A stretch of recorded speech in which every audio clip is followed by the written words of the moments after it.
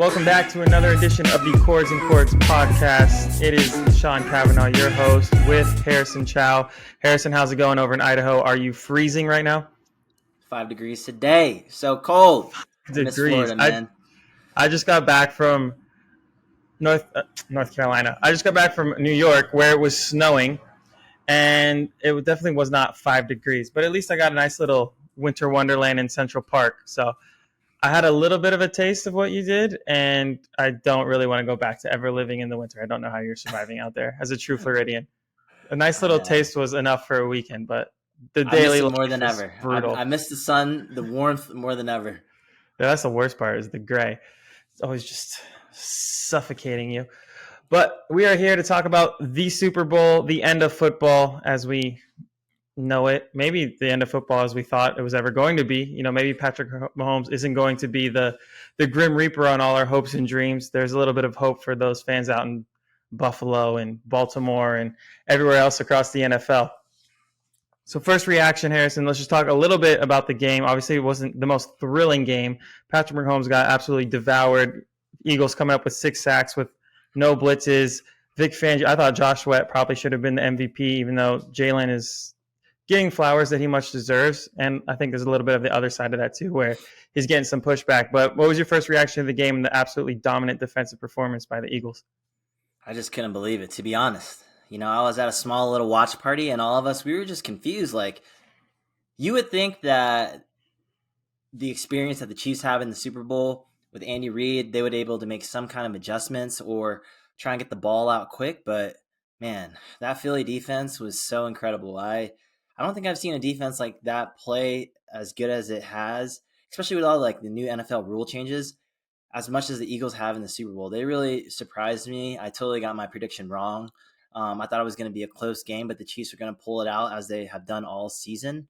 But I think Philly just really came in. Vic Fangio had the perfect game plan, and the tackles for the Kansas City Chiefs, they just couldn't block at all. They were getting absolutely swarmed, and 6 sacks. I mean, Philly was just playing unreal. And so crazy, right? Like every single person that they either drafted or brought in free agency had, amazing, spectacular plays. And, as a lifelong Green Bay Packers fan, I feel like every single year we always pass on a player that is literally there, is right for the taking. And to see Cooper DeJean say that he wanted to play for the Packers and go make a pick 6 on his birthday in the Super Bowl pained me so much. And yeah, I mean, if you're a Philadelphia Eagles fan, you got an absolutely bright future. I don't see why they can't continue to have this much success.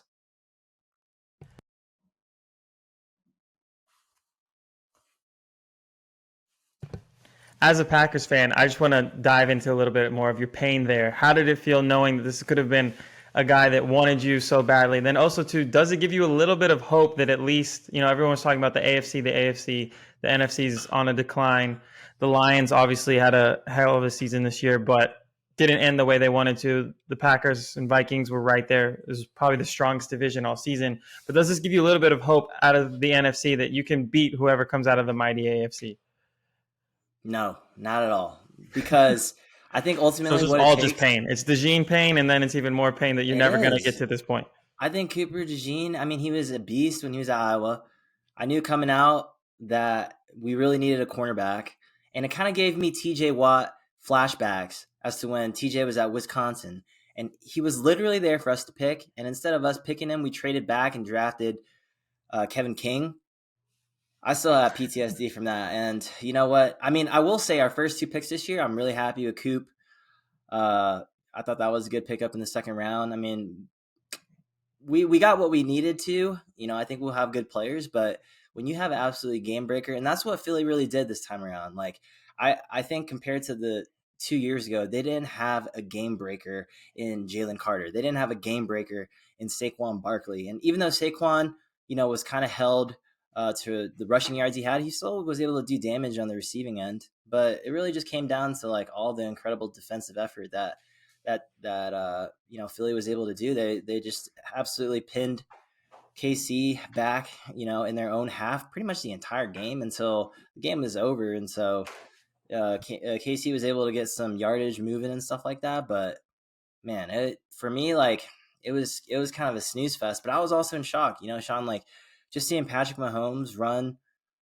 I expected him to run a little bit more. I feel like there are opportunities where he could have he was out of the pocket so much that I feel like he could have ran, but I guess even when he was out, Philly just did such a good job of containing him, even outside of the run, making sure that he couldn't catch the edge, that it was even tough for him. And I feel like obviously like the only connection that he had was with Xavier Worthy. I was really surprised by the performances, but even going back to like my prediction on the props that we had last episode, where I talked about, I think he's going to pepper as many receivers as possible, but I would take the under on most of the receivers that you would think would have big targets. I mean, D Hop had 2 catches, Travis had 2 catches. Yeah, I think he got like a third in garbage time, but he had the 2 drops right in the beginning too. Yeah, so it was just, I don't know, it was just really surprising. I mean, how did you feel about, like, was that something that you really expected, that it would be an absolute annihilation like that? No, absolutely not. I mean, we talked about it a little bit, how the game could go. My dad and I talked about it earlier in the week, and he kind of mentioned that, we were thinking of one of 2 ways, right? Like everyone was saying the Eagles are the better team, especially seeing the Super Bowl, right? The one week, everyone's kind of reacting off the championship games. There's narratives that build there. And because you have that extra week and all the focus and all the attention is on the Super Bowl, there's so much just preview because you run out of things to talk about. The narratives kind of shift a little bit. And you kind of felt once, people started breaking down the film, you had the NFL film people coming out on Twitter, breaking down the all 22. And there was a growing momentum towards the Eagles are actually the best team. They're the most talented from, top to bottom. But Patrick Mahomes, right? That was always the but. It was the same thing. We even talked about it. It was the same story with the Niners. That's what we thought, right? The Eagles are the better team, but don't bet against Patrick Mahomes. So if that was really the case, which we definitely saw was the case, then you could have seen it as the Eagles had a chance to dominate, right? It's either going to be close and Patrick Mahomes wins, comes back, pulls off another dramatic fourth quarter comeback, and the Chiefs win, and it's inevitable because he's got some magic, or the Eagles just beat them down. Now, even though we talked about it and we were right there, I still didn't believe it. It was third quarter. I even told you, I texted you right before halftime, if Mahomes goes down and scores on this drive and cuts it, I think it would have been like 17-7. And then immediately he throws a pick right after I said that. But I truly believe if they went down and scored, that would have changed the game and all the momentum. But no, there was no momentum. There was no nothing. They couldn't do anything. Not even was it surprising they got beat down. It was just how bad it was. The offense couldn't even get anything going at all. They had no run game, which again, I mean, maybe that's part of the game plan. Maybe that's just what that defensive front was doing. But they had nothing. And yeah, I won't act like I knew what was coming. I was completely shocked, just like everybody else. I think as all the props we talked about, I'll hand up, all of mine didn't hit. Especially, I was feeling good about like the Eagles first half, Chiefs second half, but it was such a big hole. There was no getting out of it. And even if they tried, there was still nothing they could do. All the points came after the Gatorade bath. It was already over. So yeah, did not see that coming. But do you think it's interesting now? Because I think as a Packers fan, Jordan Love, right? Last year was on a high. You guys ended the season really, really well. Jordan Love was playing the best football he's played, probably even better than he was playing in college. And there was a growing narrative around like, oh, maybe he should be someone, he gets that huge contract. Jalen Hurts, same thing happened to him 2 years prior. He leads his team to the Super Bowl. And then just a year later, everybody kind of fell off of him. And now with this win, he outplays Mahomes twice in the Super Bowl. People are already putting him back in the top 5 and stuff. Do you think this, as a larger picture, just kind of shows, I know we love to talk about the quarterbacks. It's the most important position in sports. But how important just the offensive line is. I have a little bit of a theory that every quarterback who's good enough to at least get drafted in the first 2 rounds, or who's good enough to survive at least one season, right? You have the outliers, you have the Brock Osweilers, who have a good year here or there, or, the Zach Wilsons who are a first-round pick who don't really have the talent at all. But I think if a quarterback is good enough to make it past the year through the NFL, if they're in the right situation, if they're just given an offensive line, that they have enough to succeed at a high level in the NFL. And I'm not trying to take away from Jalen Hurts. I'm not trying to take away from any quarterback. I think just if you have as great of an offensive line as Jalen Hurts did, you swap them. Obviously, Mahomes is another worldly talent. But if you put any other quarterback, you put Sam Darnold there, I think they still win that game with how well the line's played. Right. I mean, ultimately what it comes down to, like, especially for the quarterback, is can you make fewer mistakes? Can you just make the right play? And I think for Jalen, not to take anything discredited from him, but it's, for him, I think this, from a scheme standpoint, it's easy for him to make the right play because he has so many wonderful playmakers. And then not only that too, but like you said, having an O line is that amazing, is incredible. Even the prior season when they started off hot, right, and they ended up having a really terrible second half of the season and got bounced in the playoffs. I mean, their O line play was not good in that second half of the season, and I think a lot of that had to do, with the team not gelling well. Maybe it was also the offensive coordinator. Like obviously they got rid of their old one. They brought in Kellen Moore. He did a really good job, I think, of just dictating the flow of what the Eagles do, right? They're going to grind you down. They're going to maintain most of the time of possession on the play. And for Jalen, all he has to do is just not do anything crazy. You already know that you're going to have absolute game breaking speed with AJ Brown on the outside. Devontae Smith's going to run his slants in the slot, and if Jalen's ever in trouble, he has a wonderful safety blanket with Goddard. And even when Goddard was injured, like putting Alcantara in there, he was able to get a few plays in there as well. So I think the whole team, is just wonderfully built. And even Gainwell on third downs or when Saquon's taking a series off, like everybody is just doing their job and doing it well. I don't really fault Jalen for even that interception. And yeah, it was a bad pass. He was under pressure, but you can't expect like a quarterback to have an absolute perfect game. But outside of that one mistake, right? How are they the rest of the game? And I thought Jalen did everything that he had to do to win that game. And that's really all it takes. I mean, I get frustrated sometimes watching Jordan Love because how many times have I seen potential game winning drives and there's still time on the clock, maybe 60 seconds, 50 seconds. And instead of Jordan being a little bit more patient, he absolutely just bombs, a 50-yard pass, gets intercepted in the end zone, game is over. Like, I think just the general Off his back maturation of a foot. quarterback. And even Jalen, like initially in the beginning of his career, right, he wasn't as good of a passer as he is now. And I think, kudos to Jalen. I feel like that pass that he threw to Devontae Smith, that was such a good pass. And it was just like the natural progression of him. So again, like he has improved so much, but that team overall is just unstoppable. And just thinking about like the makeup of this team going into next year, I mean, if I'm Nick Sirianni, obviously Kellen Moore is leaving. It'll be interesting to see who they bring in as OC. But if I'm the Eagles, like, I'm not even worried about kicking it. I might as well go for it on fourth down every single time because you can tush push from 2 to 3 yards out. That play is unstoppable. Saquon. Now the Kansas City Chiefs, they did a really good job of like limiting Saquon on the run. Okay, you Yeah. limit Saquon, you still got to worry about Goddard, AJ Brown, Devontae Smith, and who knows? Like if I really can't see. The only weakness I can see from the Eagles is their kicking game, but even Jake Elliott played really well. Like, so I think they are just completely, all set and ready to go. And that's really what it takes. Like we see Goff and the Lions in the playoffs, like he clearly made mistakes that he didn't make in the regular season. Can you limit those mistakes? And every single year, we always see the teams that lose, typically because they're just crucial mistakes and the turnovers. And we saw this year, like atypical of Mahomes to just be throwing interceptions like that. But, clearly the Eagles, Vic Fangio was cooking and yeah, I mean, I really can't see another team like dethroning as long as Saquon is healthy.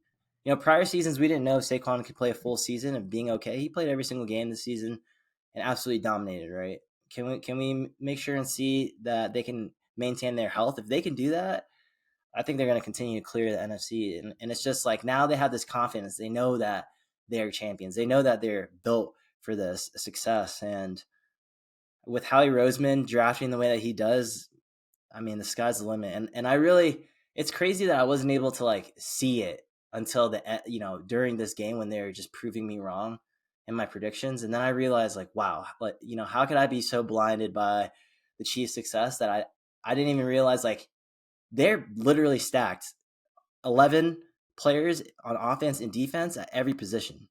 And I mean, they really have no weaknesses. So I don't know. What do you think, Sean? Like, do you think they could make another run next year, or do you think it's like just with all the drama in Philadelphia, that sometimes there's like certain storylines and the way that the fandom is, that it could potentially be an off year. No, I mean they're going to lose some guys in free agency. They have a lot of, as what usually happens is, a team wins a championship and they can't bring everybody back. Those guys, Zach Braun at the linebacker position, he was on a huge addition, ended up being their anchor of their defense. He's going to be demanding a lot more money in the market that they're going to have to maybe find a way to readjust some things and bring him back.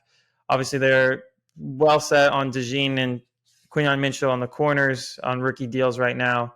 Saquon already got paid. Jalen already got paid. So you're getting a little bit more on the AJ Brown already got paid. You have a little bit of leeway on those guys are secured, but I think a lot of the guys, in the trenches, like you said, they're just so deep. That depth is going to be depleted a little bit, which is why it's so hard to repeat, right? And why a three-peat is seemingly impossible because it's so hard to just keep teams constructed. And I think, the cap's going up, so maybe there's a little bit more flexibility here as teams figure it out. But I think it's going to be hard, which kind of leads me, let's look into next year. A quick little exercise. Let's go through all the playoff teams really fast. You just tell me if you think they're going to go up or down next season, right? So obviously the Eagles, up would just be matching another Super Bowl. Do you think up or down you're buying stock?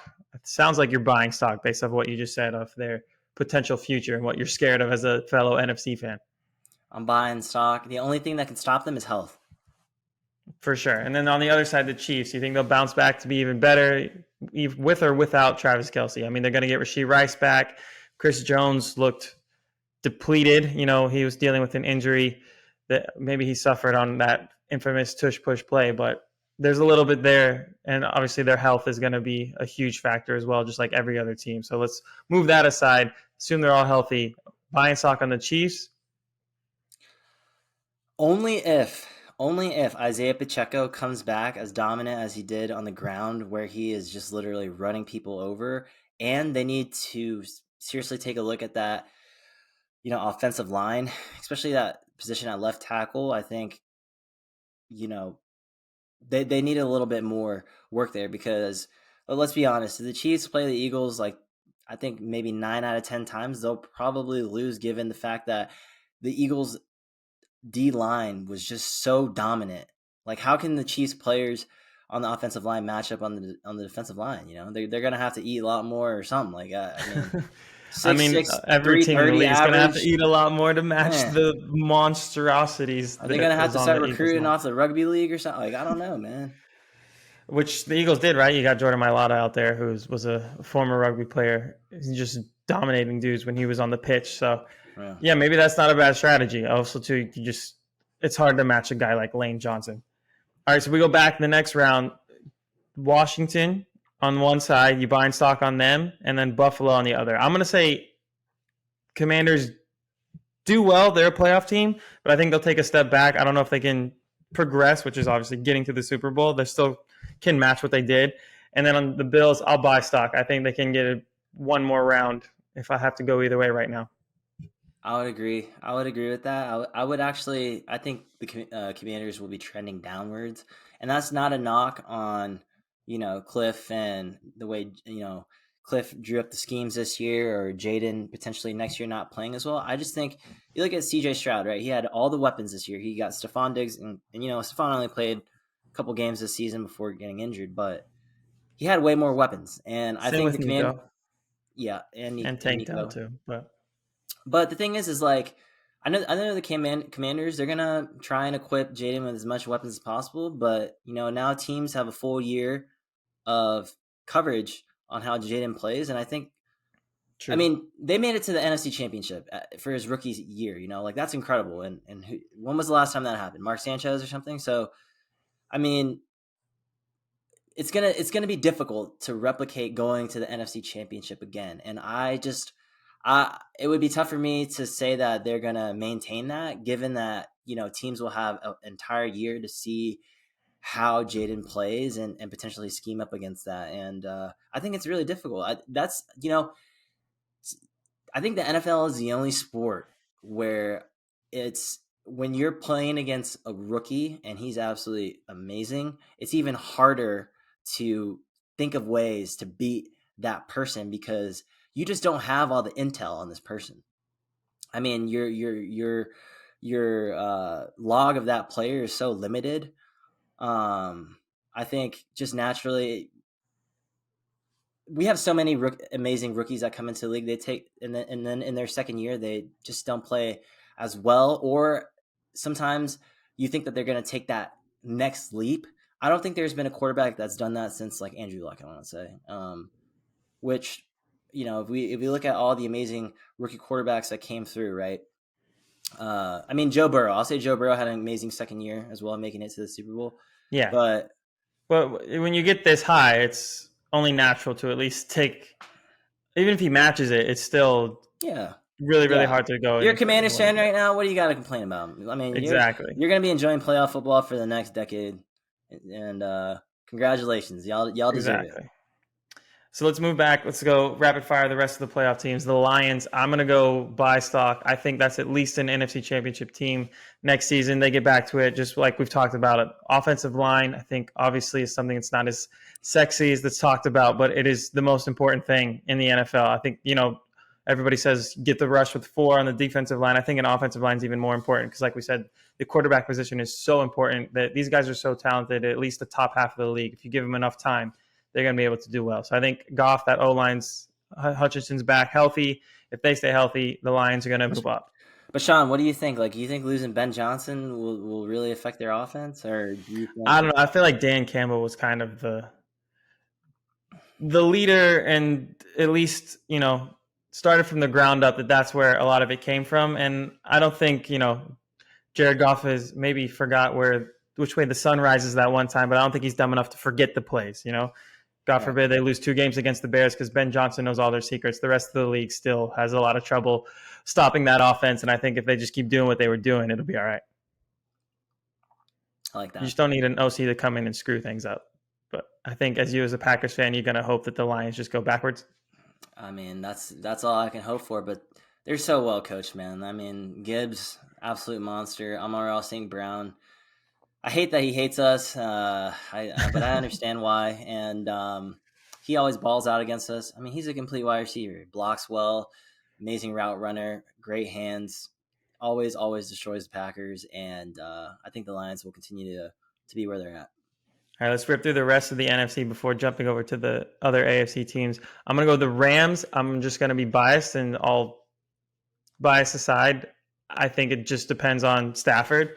Obviously, if he hangs it up, a lot's going to depend on whoever they fill as the replacement. Maybe it's Jimmy G. But I'm going to go move forward with Stafford back, maybe one last season. I'm really hoping and thinking that they will do better than they did this year. Obviously, they were the team that played the Eagles the best in that terrible snow. If that game's indoors, maybe they even win that game somehow. Even if they trade Cooper Kupp, he diminished his role down the stretch. As sad as it will be to see him go, I think the Rams will bounce back even without him. And I think they can advance. So I'm buying stock. The Rams are going to be up from what they did this year. I actually have the Rams as the second best team in the NFC next year. There we go. I think, man, McVay is such an amazing coach. Like, exactly. The way that he just is able to have his team playing like well when they need to is ridiculous. Every season, the Rams, they were one drive away from beating the Eagles. I mean, and like you said, they were in a snow globe. Puka Nacua is just absolutely disgusting. I mean, why don't we talk about him more? This guy kills coverages every single, and they double him. No matter whether he's catching long balls or he's running slants or he's running in the slot, or they got him positioned everywhere. McVay has him everywhere doing motion, and Kyron Williams, he's doing what he needs to do. Look, you can put any player in there. McVay is going to find the right thing for them to do. And that's why the Rams are going to continue to do well. And you got an absolute baller with Jared Verse. I mean, what a pickup, right? And the Rams defense last year was awesome. Like losing AD. And they were so young. They were so young. Sky's the limit for that team. And if you're a Rams fan, like you got to be happy. Again, they had a tough first half of the season because so many players were injured. Can they maintain their health? Yeah. And all Stafford needs to do, and he knows this, he's won a Super Bowl. What we talked about earlier, what Jalen did through this whole season, mistake-free football. That's it. You don't have to do anything crazy. You have all the pieces there to win games, and I got the Rams. Dark horse next year. Dark horse to win Facts. the NFC. We need it. We need the Rams Lions NFC Championship. Whether it's maybe put it in Detroit, Matt Stafford coming back and breaking the city's hearts, that would be amazing. Let's run through the rest of the NFC. The Bucks. They lose their OC. Baker Mayfield's back. Mike Evans should be back. They could lose Chris Godwin. Most people think they'll probably just re-sign him because no one else will be as committed as the loyal hometown team will be to what he's done really well for them. I'm going to say they take a step back. I think the NFC South finally gets back to its topsy-turvy ways after the Bucks have kind of rolled through. I think Baker was amazing this year. I think he still will be good, but I don't see it happening again. I'm going to just based off the NFC South craziness, I think some of those other teams creep up. I like what Bryce Young did down the stretch. I'll say the Bucks move backwards. I'll say the Bucks stay the same, but that's not to say that they're in a good position. I feel like every decade there's always a team in this like playoff purgatory where I would say they're like the how the Cowboys were in the 2010s, right? 8-8, obviously 9-8. Now I think they'll continue to do that when they end up playing those division games. It seems like every year, right? Whether it's the Bucks, Saints, or the Falcons, in recent history, they always tend to win those games when they're most important. But like you said, even though they'll be hosting playoff games, it's tough to say that they can win much. And that's not a knock on the talent that they have. I just think, other teams are just better. So I don't really know what the Bucks should be doing. Like, where you go from here? Do you just start over with a complete rebuild, or you just continue to be happy with where you're at? It's tough to say. Yeah, and I think they're kind of in a market where they don't have that large expectations. Tampa is as we grew up in Central Florida, is a strong fan base, but it's not a very, what's the word? Like Philly fan base, for instance. Not a Not a ride very or die. hungry. Yeah, it's not a very hungry fan base. It's not gonna be a lot of pressure on. I think they're pretty happy that they have a quarterback. They won a Super Bowl with Brad Johnson. There was a lot of Goskowskis and Gradkowskis and Jameis mixed in there as a highlight, even with his 50-50 season, that they're not really used to a lot of success. So there's not a lot of pressure on the team. Plus they have the Lightning that they've been spoiled with. That's year in, year out. They have the Rays, who should be the worst team in the league and somehow are always around there. That's a very, I don't know, laissez-faire type of fan base where I think they're going to be coasting here. You've seen it, even just going up to the ownership level. If you want to look at the Glazers, right, what they've done with Manchester United, they're obviously pretty happy with just making money and being relevant. They're not, pushing all the right buttons that they need to do everything possible to be the top tier of the league. Right. Now, the last two, obviously, you're biased with both teams, the Packers and the Vikings. I'll just really go quick. I think the Packers will be, I might say, take a step back a little bit just based off of they were so good for most of the season without, Jordan Love showing some signs of success, but also showing some signs of maybe he's not the Jordan Love that deserves that massive contract. So I'll say the NFC North won't repeat their success, which also leads to the Vikings. I think that defense was just too good this season. I don't know if they'll repeat that. I think they're going to move away from Sam Darnold. JJ McCarthy will have some rookie struggles. I think both teams take a step back. Maybe one makes the playoffs, but I'll say maybe both don't. I'll say both teams take a step back too. With the Vikings, I mean, KOC is an absolute amazing coach. I mean, I got to give credit. Like, he is one of the best coaches in the league. I mean, obviously under the McVay tree. Very similar to McVay, always has his team ready to go, always has great schemes. They just, when they're in the playoffs, they tend to struggle. But it's tough to say. Like, they played so well this season. They proved me wrong week after week. It went all the way down to the last week of the season. I just feel like you said, they're going to start JJ. It's really tough. It's really tough to replicate that many wins. On the Packers side, for the audio audience, he just put his head in his hands. Listen, everybody. Cheesehead Nation, I want you to listen to me loud and clear. Actually, this message is for Brian Gutekunst. Brian Gutekunst, I need you to listen to me, okay? As a member of the Green Bay family, my family has 2 stock certificates. We love this team. We love this team, and we appreciate the legacy of this team and how the way things have been going. And obviously, Brian, you've been doing a good job finally bringing in free agents, not like the Ted Thompson era when all we did was literally draft players. and just try and build them up because that's just who we were. Please continue to go out and find the right players to bring into the team through free agency or make trades. I don't care if it takes 5 first-round draft picks. I don't care if it takes 6 first-round draft picks. I'm not even joking. Bring Myles Garrett here. Bring Max Crosby here. Okay? Our defensive Both? Do you think you line. can get both? I mean, Josh Jacobs is recruiting both. He's doing an amazing job. He's telling, I'm so happy we got X and Josh Jacobs. Those are two of the greatest free agency signings in Packers history, right? And this is only the beginning, but the two weaknesses of the Green Bay Packers, and the only way we'll advance forward is if we can get a legitimate wide receiver one, and if we can get actual edge rushers that are completely dominant. I thought last year we were going to have one of the players from a wide receiver core just absolutely break out and take the lead. They're all wide receiver 2, wide receiver 3s, but we didn't have that. A lot of our young guys, they struggled a lot. And it just seems like we really need that number one receiver. Christian Watson injured all the time. Jaden Reed, Wicks, so many drop passes. Romeo Dobbs, he was probably the best out of the bunch, but he got injured with concussions. And, we need that wide receiver one. And as far as our line, Rashawn Gary, Lucas Van Ness, Wyatt, everybody just played really bad. We need that game breaker. We just saw in the Super Bowl, the best teams. I can name all the teams that you've listed, Sean. Pretty much all of them have a supreme edge rusher, right? Hunter on the Vikings, Aiden Hutchinson on the Lions. I mean, please, can we just bring somebody here? And Myles Matthews back. Myles Garrett, listen. I went to my first Lambeau game this season, okay? If you want to win, if you want to be the next Reggie White, come to the green and yellow. There's nothing to do in Green Bay, Wisconsin besides play football. But listen to me. You will be immortalized. He's playing in Cleveland. That's only a slight step above. I could just see him. Wouldn't he look good in green and yellow? Him or Max Crosby? I could just see them out there because they're ballers. All they want to do is play. I mean, I don't know. Maybe Max Crosby is a little different.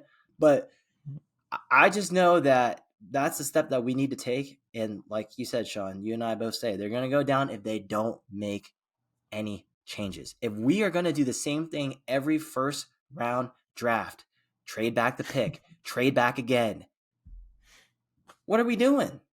I think we just shelled out 300 M's for Jordan Love. And I still believe in Jordan. I think he just needs to rethink the way that he plays towards the ends of the game. When he seems like every easy fix.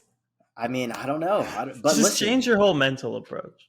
But listen, if we have a dominant defense, it puts him in easier positions to make those amazing plays that we've seen him make. If we are not able to stop the other team, he's going to have to do these ridiculous passes that, it's like, oh my gosh, I'm seeing a worse version of Brett Favre reincarnated out there. And I'm just praying for the best, you heard the prayer, Packers front office. Sean, last thing I'll say, right? I know I'm rambling about my team, but I just have to say this. This is the first year of my entire life that I just haven't had fun being a Packers fan. You guys were good this year. What? Because there was just not the synergy on the team. There was just not something that felt good, but there's a lot of confusion of like, how did we win that game? All the time. Like, how did we go from absolutely bageling the New Orleans Saints, who aren't a good team? Spencer Rattler was out there throwing, but how do we go from bageling them to getting our butt whooped week after week for the next few weeks into the playoffs against the Eagles, where the defense actually played pretty good, but Jordan Love was looking like just terrible. So that's all I got. I think you saw that even the Chiefs got beat up by the Eagles too. So maybe it's not such a bad thing. Let's go rapid fire on the AFC side. Ravens, up or down? I'm going to say kind of about the same, so I guess that's a down. I think Lamar had an incredible season, so hard to duplicate. Ravens take a step back. Listen, I'm a Lamar Jackson hater, and I just think we've had enough of the sample size. Okay, Lamar knows this as a 2-time MVP. Every single loss in the playoffs, why you've lost, because you lose the ball. That's it. So for him to, fumble, throw interceptions, yeah, listen, you have the experience. You've been in these games before. I just would have thought that they would have approached it a little differently. And then also, for some reason, the Ravens always change up their offensive game plan when they go right into the playoffs. I don't know what is really going on with that, but they kind of, stopped running the ball as much in the game. Derrick Henry was kind of non-existent. Um, I just think the Ravens, when they come into the postseason, they have a lot of trouble piecing it together. So I'm fading the Ravens. All right, you're buying the postseason narrative. One postseason narrative that I'm gonna fade. Surely, there's no way Herbert can play that bad again in the playoffs. So I'm gonna say Chargers take a step forward. Stock 100% up. agree with that. Listen, compared to the Harbaugh in Baltimore, the Harbaugh in LA, okay, he's Man cooking up just knows something how to special. coach football. I've seen him year after year. Listen, I mean, I don't want to talk about Everywhere my he team goes, anymore. But we have suffered because of he that man. tormented you guys. Okay, it doesn't matter who was at quarterback. Kaepernick. I mean, we Alex Smith. literally could not. Don't even get me started on that. All right, Alex Smith torching us. Listen, he just knows what to do. He has a very old school approach to the game. They're going to continue to build up that O line. They overachieved major this year, but I think they're going to continue to overachieve next year. And again, Herbert can't play as bad as he did. Maybe can we get him an actual number one wide receiver to make things happen? If they can do that, sky's the limit for that team. What about in same division, Denver Broncos? Incredible season from Bo Nix. I think the run game was surprisingly pretty well, despite Javonte Williams, my guy, Tar Heel, not really playing up to his status. You had guys like Estime and some no names back there carrying the ball, and they still managed to put up a pretty good fight, end up in the playoffs, 10-win team. I think that defense played incredibly well. I think Booger McFarland called that D-line the anonymous crush. Patrick Surtain, Defensive Player of the Year on the outside. But something about it just feels like a step back. Maybe just the division gets tougher. Chiefs are hungrier. The AFC takes a step forward. You got a team like the Bengals and stuff come nipping at their heels. I think the Broncos missed the playoffs. How much money do they have in dead cap next year? It's tough to say. They overachieved this year too. Sean Payton's such a good coach, though. He's such a good coach. I really like Bo Nix. He really surprised me. Obviously he was a really accurate passer in his time when he was all. I mean, I can't even name all the teams he played for in college, but but I think they got some studs on their team. Cortland Sutton, he's one of my favorite wide receivers in the league. I think they're going to make the playoffs next year. I think Bo Nix is the fix. And then the rest of the AFC playoff teams, who we got? We got the Steelers. I'm going to say backwards, unless they get Aaron Rodgers, which even still, I think that'll be maybe a 1-win improvement. But either way, I think this is finally the year. Maybe they finish 9-8 because Tomlin figures out some witchcraft. He has his deal with the devil. I think they'll miss the playoffs, take a step back. That team was just terrible down the stretch. I will say this. Next year will be Mike Tomlin's last year as the head coach of the Pittsburgh Steelers. Ooh, spicy. Even Pittsburgh, they've had 3 coaches since they've been a franchise. I know. Just like, but I will say, I think it's time. I think it's time for both sides to walk away amicably. Mike Tomlin's one of the best coaches, one of my favorite coaches. Amazing. Like, he's amazing. He's amazing. But the team has just kind of reached its ceiling, and sometimes you need like an extra person in there to restart everything. I think like they really do need to go for a full rebuild, because they're kind of stuck in that purgatory too. They have great players, but you need that quarterback. And they just haven't been able to, figure that out. And as long as you're chasing old players, Russell Wilson, Aaron Rodgers, if I'm them, I'm giving Justin Fields a chance, to be honest. I'd rather go with somebody a little bit younger and is a little bit more dynamic in the game. Seen enough of Russ. We've seen enough of the old guys, man. Like, I think the sample size is out for all the old people. We've seen Matt Ryan in the Colts, right? That didn't end up well. Philip Rivers. We saw Kirk. Colts. We saw Joe Kirk Flacco in the Colts. Everything. So it's time. It's time for them to hang it up. Last one, the Houston Texans. I'm going to say up with a that division is so terrible. Exactly. That division's so terrible that they can only go up. But Although I think Jacksonville is progressing in the right way. Tennessee depends on obviously what they do at the quarterback position. I think the Colts are going the complete wrong direction. I think they're bottom of that division next year. Yeah, Texans, I just want to see CJ play a little bit better. I don't really know what was going on with him. Even when I don't know, it was just like, it wasn't the CJ of the first year where he was just playing unbelievably well. But as long as they can keep that core of offense together, they have pretty good O-line, and Joe Mixon was a awesome pickup for them. Yeah, I mean, the expectation for them this year was to do better with what they had. It was kind of a Yeah, for disappointment sure. given what they had. So yeah, I'll be bullish on them. And I'll say that whole division, like you said, definitely going the wrong direction. I think that's a one-team division. A couple of teams I'll just throw out: Bengals, maybe the Niners bounce back. The Dolphins, a sneaky team. I think the Panthers could be a team. Obviously we see it every year. There's turnover. There's teams that had no Stop chance it. of making the playoffs. So, but you only need like 9 wins to win that division. Bryce Young look good. Panthers, sneaky. NFC South, book it. Adam Thielen, Super Bowl MVP next year. All right. All right, I didn't say that far. Speaking of the Super Bowl, though, let's wrap it up with a Super Bowl halftime performance from Kendrick Lamar review.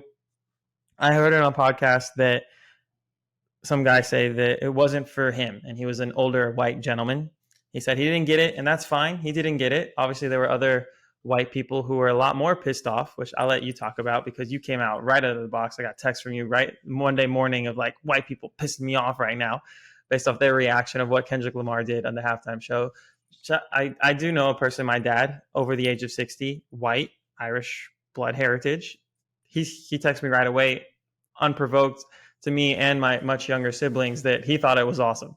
So not every white person out there was pissed off. What do you think about it? And tell me why you were so angry on Monday morning reading reviews. I'm just so like, what more do you want the man to do? I mean, obviously, like at this point, when this episode comes out, like people can do their own research. They can understand the artistic standpoint and the story that Kendrick was trying to tell. And that's how Kendrick has been his entire career. Like he is a real rapper at heart, a real lyricist at heart, the first rapper to ever win a Pulitzer Prize. I mean, this is who he is. How could you not appreciate like what he's putting out there? I mean, he's the I first think hip they hop just wanted artist. subtitles, like everybody watches Netflix with subtitles now. I think they just needed some captions. Like people are just so hypocritical. They say, I don't like listening to hip hop music because I don't understand him. Meanwhile, Kendrick is literally enunciating, rapping every single word Live. as much as he can, and he's doing a great job. Breath control, everything. Okay, check. Number two, a lot of people have certain stigmas when it comes to hip hop music or anything with Black culture. And you know what? I thought it was really tasteful, okay, because everybody was clothed, dressed really well. No one was popping ass, shaking their butt on stage. Nothing was outlandish. Like literally, the dances were, like very fun. Everything had a point, Everything was even nice if you missed the point. and simple. So it's like, how could you not enjoy that performance? Like, what else are you looking for? And that really just stems down to the point that, like people, and I saw the most ridiculous things, like somebody saying, man, it would have been better if it was like one of the MAGA commentators saying, oh man, Kendrick, that was the worst Super Bowl performance I'd ever seen. It would have been better if we had Village People up there performing YMCA. Are you serious? Did you not see the Black Eyed Peas when they were up there? Talking about a song that people missed the message on. Okay. I mean, look, like people just love to hate, and I saw so many more ridiculous things like on Instagram too. People saying like that Kendrick is out here just riding his one-hit wonder and trying to he didn't even play his hits.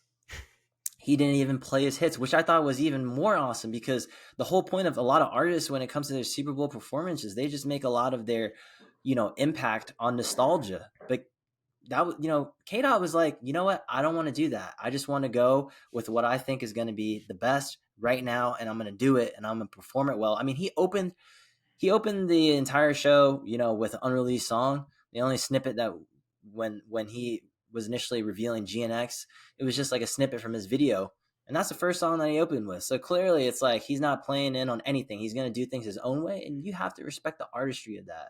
Truly, that's what the essence of hip hop is. And more importantly, like for people saying, oh, he's got to stop going in on Drake, he's got to stop making it about him. Listen, if you know anything about the essence of hip hop, okay, hip hop is a combative sport. It's like MMA. How All about right. that smile when he said Drake? That was hilarious. I That was loved it. demonic. I mean, that's what it's all about. That is what hip hop is. And if you don't understand that, then, like you must not like the sport of combat where two people are trying to beat each other up. In this way, it's sparring with words and it's a beautiful thing. And, And one's just getting his face caved in. yeah. And listen, like, for this is a message to everybody out there. For those of And you that what's are his name? Mike continuing, Dean, the UFC ref, who was always like 2 yeah, seconds too late. Like the guy's got like Herb Dean, Herb Dean. This has got like 3 knockout punches in, and then yeah, he finally breaks up the fight. That's what right, happened. Herb Dean exactly. finally stepped in. And for those of you that continue to say, "Oh, Kendrick, stop piling it up on Drake. Why is he always making it about Drake? He's obsessed about him." Listen, this whole thing was started because of Drake. And when it was going on, Drake begged this man. Drake begged Kendrick, drop, drop, drop. And he did. He dropped. He dropped. And now you see the repercussion of your actions. And for the rest of your life, you're going to have to understand that there's levels when it comes to this. And as a hip hop fan, as a music fan, for anybody out there, how could you not enjoy this ascension, this rise, and to be able to witness in real time seeing one of the greatest artists of our generation actually rise up to the ranks of like GOAT status in their genre? I think it's absolutely incredible. And what a way to do it. Like Kendrick, you can't touch him. Okay, you start something with him, you're gonna end up being the laughing stock on the Super Bowl. I mean, the man had Serena Williams out there, crip walking on you. Allegedly, your ex walking on your grave. You had, yeah. I mean, like all that is wonderful. It's theatrical. It's fun. It's what makes things exciting. Like, what do you want to see? You want to see Corn, or you want to see, like I don't know, like what other bands do you? Village People, like Corn. I'm being serious, Sean. Like there was a MAGA meltdown, and I understand. Like, okay, if it's not your preference, you can say you don't like it, but to go an extra step and say, I would rather have Corn out there. I would rather have Village People. This is the worst Super Bowl performance of all time. That's a little too much. And I think it really comes down to like our society just doesn't want to see people as a whole, right? As a whole, I will say, especially, in the United States, like they don't want to see like people of color really succeed. And I think this is this is wonderful, like to have the platform that Kendrick did to be able to go and perform and be truly authentic to where he's from, to be authentic to his people, his race, his ethnicity, his culture, to talk about what he wants to talk to as an artistic liberation. Nobody can own me. All right, I'm gonna own this stage. You have to respect that. You have to enjoy that. Isn't that what we want? Like, do we all want to be free? So why can't we support others that want that as well? And I just really hope that like the NFL continues. They've been doing a really good job. I mean, the past 4 Super Bowl performances have all been from people of color. I think that's great. Like as long as we are able to initiate more viewers, especially the younger generation, like into understanding that this is cool, like this is acceptable, this is fun, then I'm all for it. And I just don't want like us to think that, like next year there's going to be a backlash and we're going to have Creed or Corn up. And I mean, nothing that, listen, Arms wide open. For all Creed and Corn fans, Nickelback fans out there, the ones, I mean, there's nothing wrong with them. I like them too. I like Village People. I like YMCA. But like whoever's up there, like they could have anybody performing and I'll be supportive. You don't have to hate. That's what I'm saying. Like you don't have to hate. And the fact that you are says a lot about, who you are. So, Sean, you got any gripes about like the commentary on this performance, or do you think society as a whole is just so negative now? I'm sorry, no lie. There's a person screaming outside of my apartment right now, banging on the door next door. Oh, I don't know if you can hear it, but yo, can what's you hear going it? on right now? That's crazy. I'm a little scared, honestly. Oh, This guy's asking for his stuff back. He just got locked out of his apartment. oh shit! I hear Oh it. my god.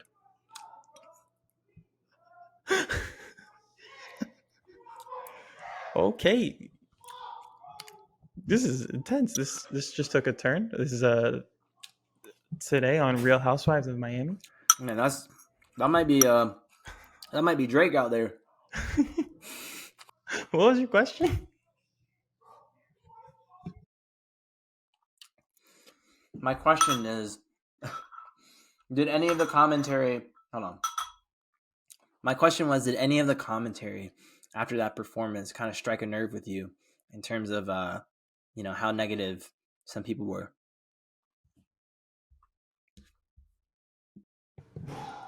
My guy's having a full-on breakdown right now.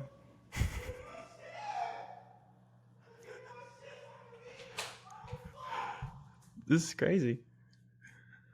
All right, so we're back after that insane breakdown from Oh my wow! next door neighbor. Just moved into this building. I guess is what happens when you move to Miami. I'll leave a little bit of that in, but obviously not all of it. So let's just He probably took all of the wrong props that we put out at the last episode. like you said, I think Aubrey Graham was in my building. That was a live representation of him watching the Super Bowl as Kendrick Lamar just stomped all over his grave. He's like, "Give me my shit back! Give me back my shit, bro!" Drake wants his shit back. He wants the top of the charts back, and I don't think he's gonna get it. Can you ask your question again? It was very eloquent. And speaking of eloquent, I just want to give a quick recap of what Kendrick Lamar did. I thought it was very eloquent despite its perceived disorganization, right? Like that is what Kendrick Lamar does. He's in your face in kind of an aggressive way, but it's done in such a, I don't know, poetic justice, right? There's a poetic justice to the way he displays things, and I think this is exactly what he did. So what was your very poignant question that my screaming neighbor, I think I hear him on the street again. He's screaming on the street again. But ask your question.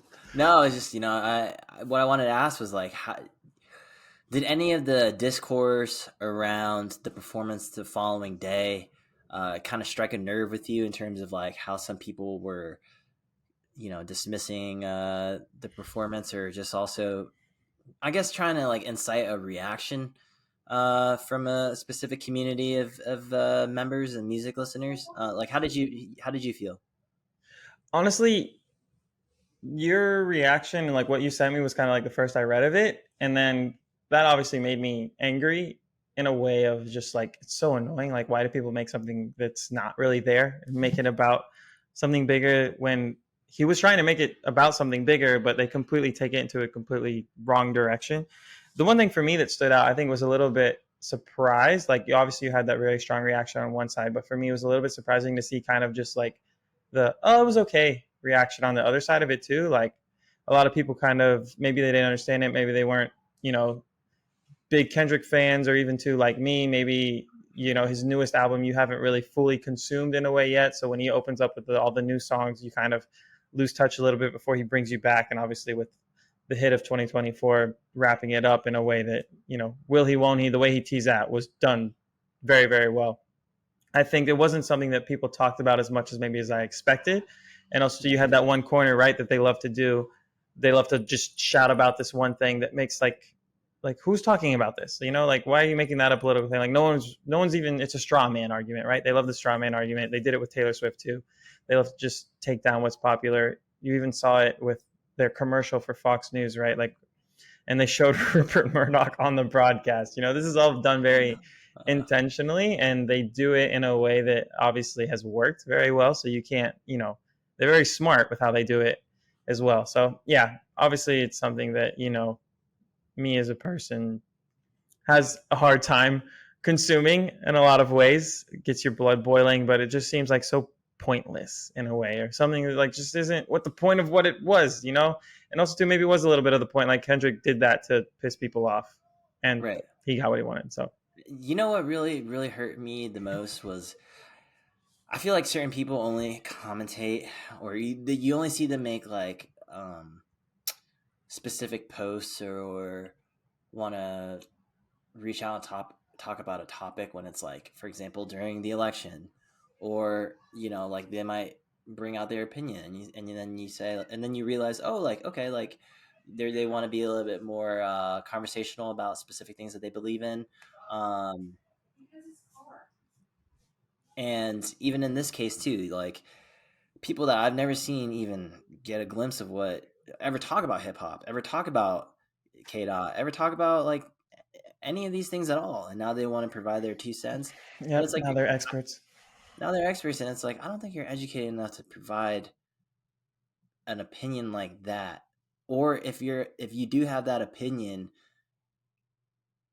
I think you need to like take a step back and understand the context a little more before you say something. Like I always make sure that when I provide my opinion, that I'm a little bit more educated on what's going on before I just like spew something out there. But if you're just gonna go out and start hating just to hate, or say like this is the worst performance ever, or like totally dismiss what transpired, I think you're kind of revealing your true colors a little bit. And again, like our nation's really divisive right now. I think that Super Bowl performance, and Kendrick's smart enough too. Like the performance was so meta in terms of like the commentary overall. Like he knew what people were going to be saying. He had Samuel L. Jackson say that for him. Yeah, But exactly. yeah, I mean, like ultimately, people are gonna dislike what they dislike. People can be okay with also, saying like that was average, that was mid, which is totally fair. But if you're just out there like hating just to hate because you're sheep following what else somebody of a higher authority is saying or has an opinion of, I think you really need to take a step back and like maybe have a little bit more free thought. Um, that's just my opinion on the whole thing. I mean, kudos to K-Dot. I loved it. We followed his musical journey ever since we were in high school. It's really cool. It's really cool to see somebody continually level up every single time, do something different, do something new. And finally, you know what? He's been in this for so long. He's grinded so hard. You know how hard it is to make it out in hip hop, and he was able to do it his own way. Never ever having to conform to commercial rap or anything like that. It's about time. I'm glad he was able to have his victory lap with GNX. That's what he deserves. So I would like that for any artist to be able to make it out, succeed. Take your victory lap. You deserve it. Because I'll tell you what, Sean, one day when K-Dot is no longer making music, or when he's no longer on this earth, we're going to be really wishing that we had more of his records and more of his music and more epic moments like this. Like we have to, as a society, give people their flowers while they're still here and enjoy it. Like just enjoy it and don't hate, man. Like Even though the whole thing was about a hater. yes. No, don't hate. Enjoy, okay? Listen to Enjoy. Snoop Dogg and Tom Brady, okay? Stand up to hate. Yeah, all right. All right, we're going to wrap it up there quickly. Obviously, next Super Bowl is going to be in San Francisco. I think the last time I was in San Francisco, Coldplay was the headliner. So much to my chagrin, they will not probably be back. I'm feeling, what if people didn't understand this one? What if they just like rub it in everyone's faces? They go Bad Bunny, Carol G. It's like, you didn't understand Kendrick? What about now? What about we just throw Spanish in your face? The last time they did that, that was probably my favorite of all time. It was awesome. Shakira Oh, and J-Lo? that was sick. All right, for multiple Yeah, but reasons. J-Lo's from New York, so there was at least a little bit. What if it's just all Spanish? That'd be hilarious. I feel like they I might loved throw. it. I don't know who they could cross over with. Who sings it? Maybe Pitbull. Bring Pitbull to bring it to the masses. Imagine a Right. Pitbull, Bad Bunny, Carol G That would be halftime crazy. performance. Who do you That want to would see be wild. next year? I feel like after what they've did the past 4 years, like kudos to the NFL for being a little bit more with the times, but also even with their legacy hip hop act, they were able to bring two amazing artists on stage. I think they go for the legacy route this time around and keep it a little bit more traditional. Um, let's see. You know what? I don't know, Sean. I don't know who's an amazing. Can we get the Stones up there one more time? I think that They're would be still cool. doing it, even though some of them have Yeah. died. Obviously, some of them have died and come back to life, as Keith Richards' case. But they're still around. They're still kicking. I could also see them going like the pop route and getting Post Malone uh, Oh, true. for a I was Super thinking Bowl Billy, but I performance. feel like she'll be toured out by then. I think she'll be a little toured out. I also think maybe the Taylor, maybe that's NFL. how Taylor brings back her next chapter. She disappears for a while, and then boom, halftime show. I'm coming back. Okay. If I had to guess who it would be next year, I'll put my money on Post Malone. And you know what? I'm not the biggest Post Malone fan, but if he take it from me, all right. Everybody use me as an example, okay? When Post Malone performs at the Super Bowl next year, I will be very happy. I'll be tuned in. I'll be having the time of my life. All right. And that's what we should do. We got to enjoy the artists that perform for us, that give it their all. It's going to be fun. And let's be positive. All right. So whoever that they have up there, Village People, Post Malone, Korn, Creed. Okay. They could Put them all together. Put them all. I mean, man, I don't know about that. That sounds like a.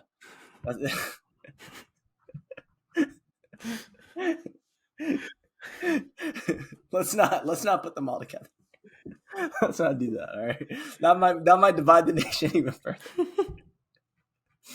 I don't know, man. We just gotta, let's be more positive. Let's be more loving and caring, tender, and enjoy it. Enjoy the music. Paul McCartney, bring him back.